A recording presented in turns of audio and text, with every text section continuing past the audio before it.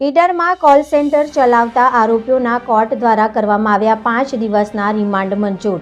પ્રાપ્ત માહિતી મુજબ સાબરકાંઠા જિલ્લાના ઈડર શહેરમાં આવેલા બરવાવ તરફ જવાના રોડ ઉપર આવેલા ગંગાજલ કોમ્પ્લેક્સમાં ગેરકાયદેસર રીતે કોલ સેન્ટર ચલાવી લોકોને બેવકૂફ બનાવી લાખો રૂપિયાના હડપતા હોવાનું પર્દાફાશ જિલ્લા સ્ટેટ મોનિટરિંગ સેલ દ્વારા કરવામાં આવ્યો હતો, જેમાં તપાસ દરમિયાન લેપટોપ, મોબાઈલ સાથે એક 4-વ્હીલર ગાડી અને 10 જેટલા આરોપીઓ ઝડપાયા હતા, જે અમદાવાદના હોવાનું પોલીસ સૂત્રો મારફતે જાણવા મળી રહ્યું હતું।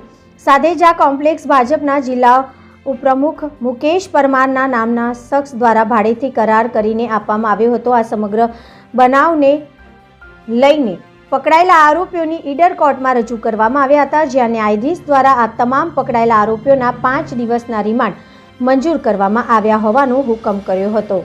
રિપોર્ટર જનક જાદવ, સાબરકાંઠા।